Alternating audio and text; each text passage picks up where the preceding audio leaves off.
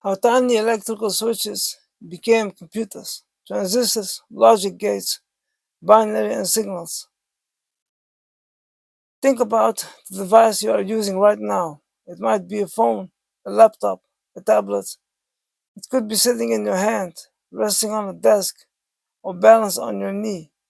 You probably picked it up without thinking about it. But consider, for just a moment, what is actually happening inside it. At this very second, while you are breathing, while your eyes are moving across the world, that device is making billions of electrical decisions. Not thousands, not millions, billions per second. Tiny switches, smaller than a virus, are turning on and off at the speed no human mind can consciously follow. And from those switches, every word you have ever typed, every image you have ever seen on a screen, every voice call, every video, every calculation, every web search, all of it has emerged. This is not science fiction. This is the physical reality of the world we live in. But here's the question that should stop you in your tracks. How? How can electricity, something that is fundamentally just the movement of electrons through a wire, how can something that simple become something that thinks? How does it store memory, recognize a face, stream a song, or calculate the fastest route home? That is what this episode is about. Welcome back to Electronics Explained. I'm glad you are here. If you have been with us since part 1, you already understand what electricity is, what voltage and current means, how resistance shapes the flow of energy, and how basic components like resistors and capacitors work together in a circuit. If you are joining us for the first time, this episode will still make sense, but I do encourage you to go back and start from the beginning when you can. The foundation matters. Today we are taking a step that changes everything. We are crossing from simple electricity into something that can make decisions. We are entering the world of electronics that thinks. The problem with simple electricity. Let us start with the problem. A very honest, very fundamental problem. Electricity on its own is not intelligent. It does not care where it goes. Left to itself, it will follow the path of least resistance, and that is all. It does not choose, it does not remember, it does not calculate. It simply flows. Imagine water moving through a pipe. If you open the tap, water comes out. If you close it, water stops. That is the full extent of what simple electricity does in a basic circuit. Energy flows or it does not. The light comes on or it does not. A motor spins or it does not. And for a very long time in human history, that was enough. Early electrical inventions were about harnessing that flow. Light bulbs, telegraphs, electric motors, all fundamentally about controlling where the electricity moved and using that movement to do something useful. But at some point, human ambition outgrew the simple on and off. People began asking harder questions. What if we needed to make a decision based on two different conditions at once? What if we needed to store information? What if we needed to process it, transform it, combine it in ways that depended on context? Simple switches controlled by human hands could not do that fast enough, or small enough, or reliably enough. What was needed was a way to let electricity control electricity, a way to use one electrical signal to govern the behavior of another, a way to build automatic decision making into the fabric of the circuit itself. And that's where one of the most important inventions in entire history of human civilization enters the story. The transistor. What is a transistor? Let us take a moment with this, because the transistor deserves a proper introduction. A transistor is, at its simplest, an electrically controlled switch. But that description, while accurate, does not quite do justice to what it means. Think of it this way. Imagine you have a water pipe, and the flow of water through that pipe is controlled not by a hand valve, but by a small pilot signal. A tiny trickle of water on one side pushes on the valve inside the pipe, and that valve opens or closes the main flow. A small input controls a large output. You are not manually turning anything. The system is responding to electrical conditions automatically. A transistor works on exactly that principle, but with electrons instead of water. A transistor has three connections.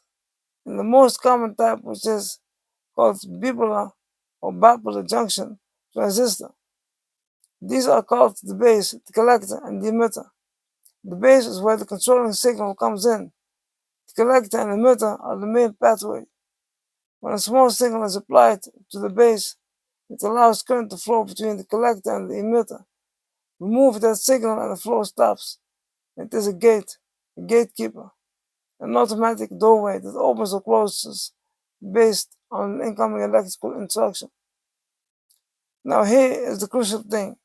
That control signal can itself be electrical, which means that one transistor can be controlled by the output of another, and another, and another. You can chain them together, combine them, layer them, so that complex decisions emerge from simple switching behavior. The transistor was invented in 1947 at Bell Laboratories in the United States. Three scientists, William Shockley, John Bardeen, and Walter Britton, developed the first working device using germanium.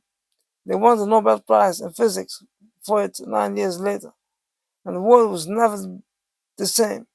Before the transistor, computers existed, but they were built from vacuum tubes. They were glass bulbs, roughly the size of a human fist, that performed a similar switching function but consumed enormous amounts of power, generated tremendous heat, and failed constantly.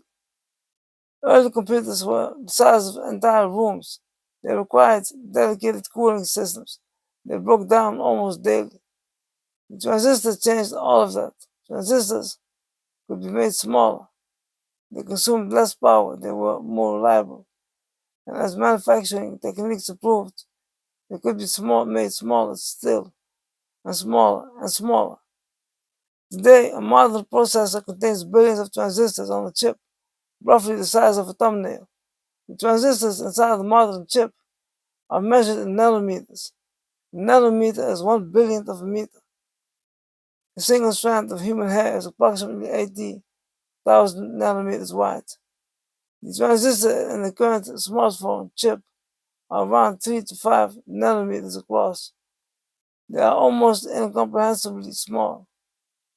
And they are everywhere, inside your phone, inside your laptop, inside the router that gives you Wi-Fi, inside the graphics card, rendering images to your screen, inside the server that stores your files in the cloud, inside medical equipment, satellites, car systems, hearing aids, and smart home devices. The transistor to the foundation is the foundational unit of modern civilization. Without it, none of this exists. But the transistor alone, switching on and off, is still just a switch. To build something that thinks, we need to talk about what we do with that switching behavior. And that brings us to something called binary, the language of electricity. This section sometimes trips people up, but I want you to stay with me. Because once it clicks, it is one of those moments where the world starts to make a different kind of sense.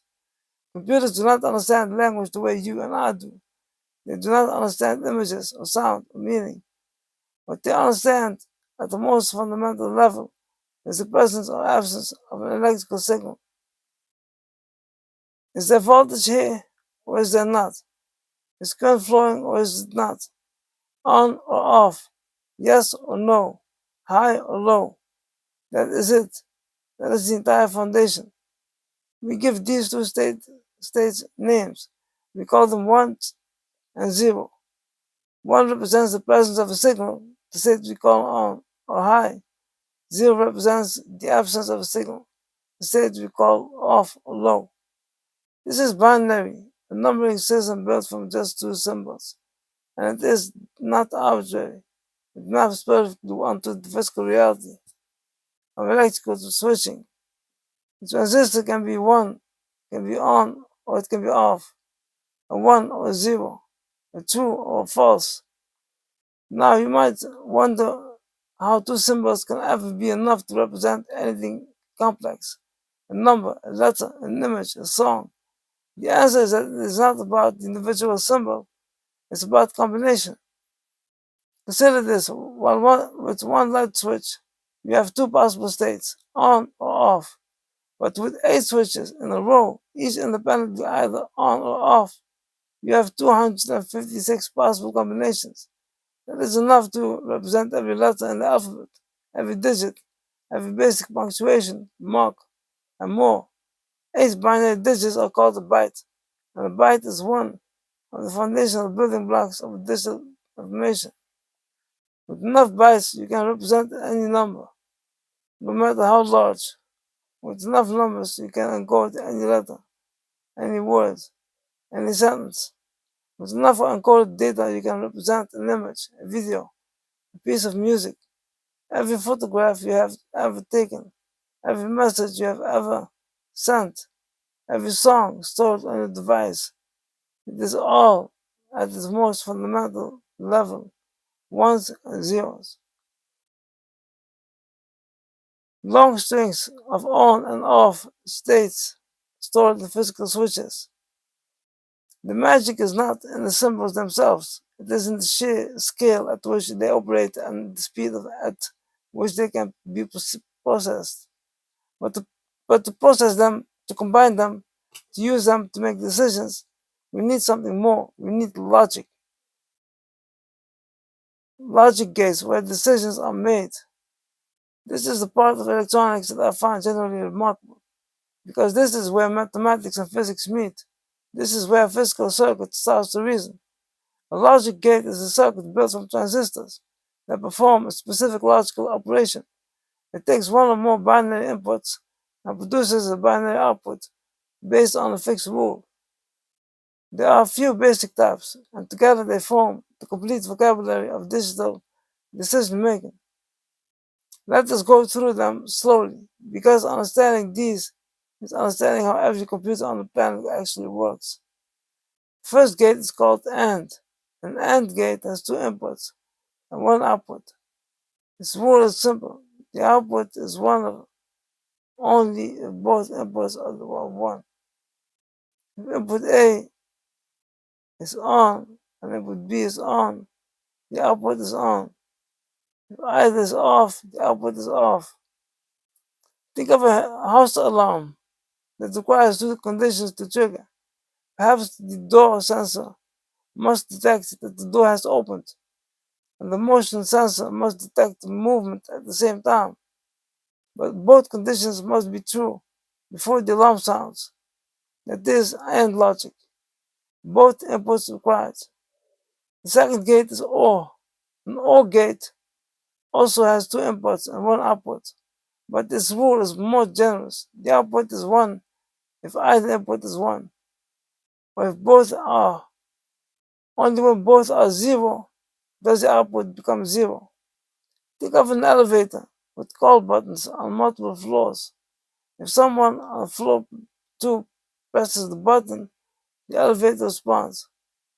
If someone on the floor 5 presses the button, the elevator responds. Either button is enough. That is all logic. One input is sufficient. The third gate is NOT. A NOT gate is different. It has only one input and one output, and its job is simply to reverse whatever it receives. If the input is 1, the output is 0. If the input is 0, the output is 1. It inverts, it negates. Think of a light that is controlled by an occupancy sensor, but is designed to turn off when someone is present and turn on when the room is empty. The signal from the sensor is inverted before it reaches the light. That is not logic. These are three gates, AND, OR, and NOT, are building blocks from combinations of just these three. You can construct any logic operation imaginable, any calculation, any comparison, any decision that can be expressed in true and false terms can be built from these gates. We're going to stop here. I'm going to take a break and we're going to move on later.